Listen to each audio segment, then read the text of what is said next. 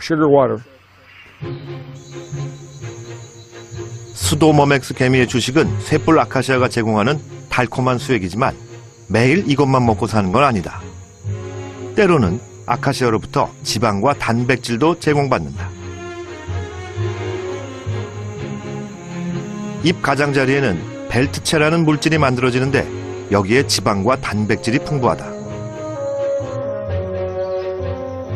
덕분에 수도머맥스 개미들은 곤충을 잡으러 멀리까지 갈 필요가 없다. 사냥을 할 필요도 없고 그저 집 주변을 지키기만 하면 그만이다. 그렇다면 쇳불 아카시아는 이들에게 조건 없이 모든 것을 퍼주기만 하는 것일까?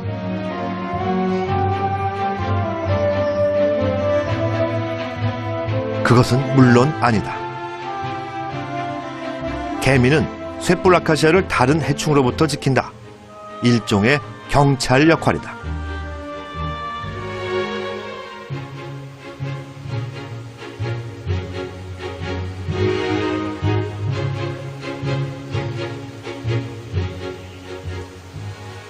Their ancestors were predators. They run around and catch insects. But these do not catch insects anymore. What they do is grab the insect, kill it, and drop it. They've changed from being hunters to being policemen. And all they do is protect the tree. All acacias have nectar glands on the leaves, but the ant acacia has much bigger ones. And the food bodies on the tips of the leaves are evolved entirely as food for the ants. So both the tree has changed, evolved, and the ants have changed, evolved. 쇳불 아카시아 나무와 수도머맥스 개미의 관계를 정확히 표현하면 공진화라고 할 수 있다. 사실 숙주와 기생충 간의 진화 경쟁은 오랜 시간을 두고 서로에게 끝없이 영향력을 행사하며 이루어진다.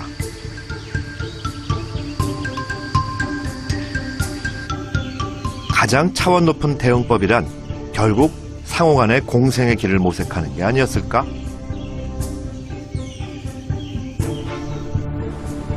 또 다른 방법으로 기생충과 숙주의 관계를 추적한 학자가 있었다. 1980년대 미국의 진화생물학자 빌 해밀턴은 컴퓨터 프로그램을 이용해 중요한 이론 하나를 전개했다. 그의 이론은 기생충이 생물의 진화에서 해낸 가장 결정적이고 중요한 일을 알려주고 있다. 그것은 바로 기생충이 성의 발전을 이끌었다는 가설이다.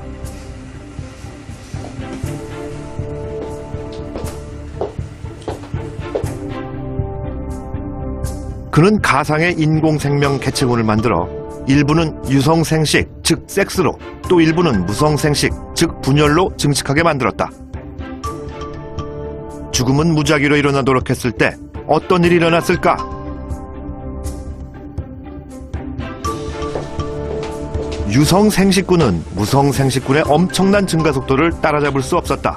하지만 생명체가 진화해온 지구는 컴퓨터 속처럼 안락한 공간은 아니었다. 그는 다시 저항 유전자인 기생충을 투입시켰다. 그러자 큰 변화가 일어났다.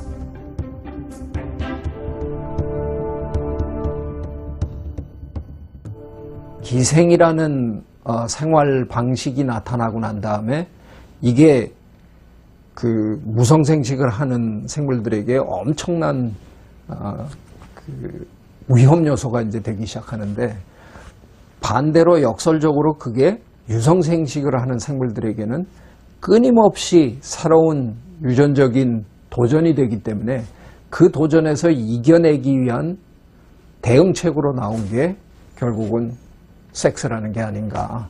기생생물로부터 완벽하게 몰살당하지 않기 위해서 암수가 서로 유전자를 섞으면서 어느 정도는 죽어나가지만 어느 정도는 또 살아남고 하는 이런 과정을 계속 겪으면서 오늘날 유성생식을 하는 생물들이 많이 지구상에서 살아남은 게 아니냐. 속도와 양으로 도저히 따라갈 수 없는 기생충과의 경쟁에서 승리를 하기 위해 숙주는 성이라는 신무기를 개발했다. 하지만 그게 다는 아니었다. 좀 더 확실한 승리를 위해 숙주는 더 까다롭고 정교하게 성을 이용한다. 예를 들면 배우자를 선택할 때의 기준 같은 것들이다. 기생충으로 인한 성의 발생을 주장했던 빌 해밀턴은 주크와 공동으로 낸 논문에서 배우자 선택서를 제기했다.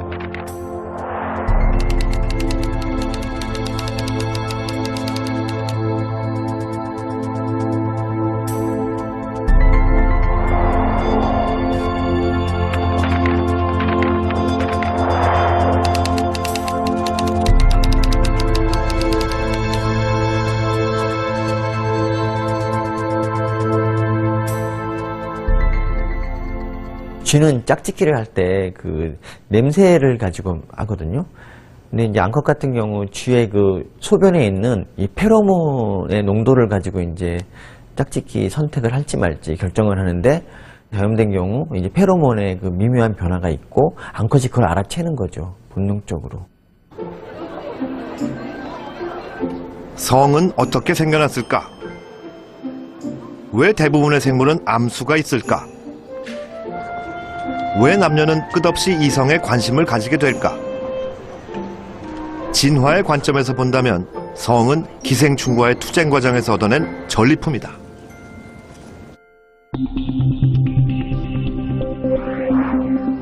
하지만 성도 완벽한 방어 전략은 아니다.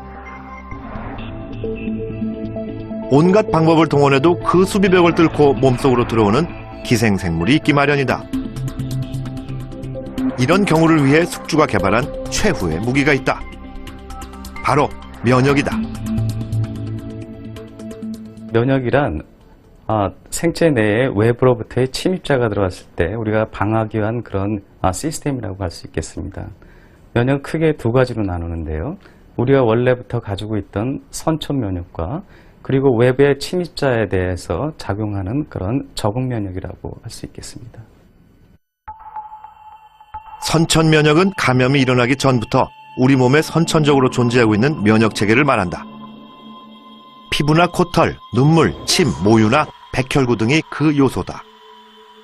선천 면역계는 병원체가 우리 몸에 들어왔을 때 신속하게 작용해서 침입자를 제거한다. 그래서 주로 피부나 피부 바로 아래 같은 노출 부위에 즉각적으로 반응한다.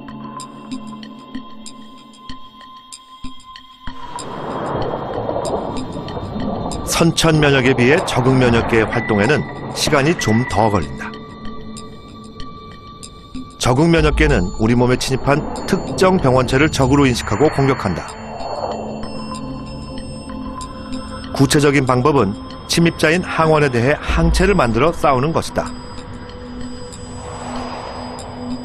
두 면역 기능은 서로 보완하면서 기생생물로부터 우리의 몸을 방어한다. 이 과정을 직접 확인할 수 있을까? 선천 면역 물질인 눈물과 침, 모유를 준비했다. 나머지 하나는 아무것도 안 섞인 증류수다.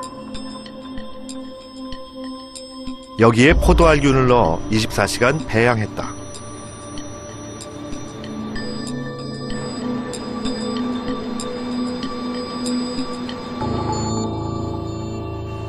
이제 이 시료들을 무균 처리된 배지에 발라보자.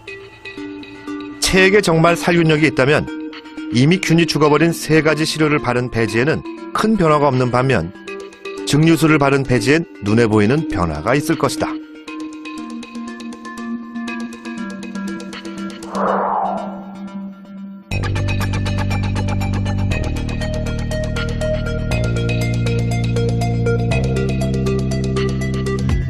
침과 눈물에는 리소자임이 존재하는데, 리소자임은 세포벽의 성분인 펩티도글리칸을 분해함으로써 세균을 죽이는 작용을 합니다.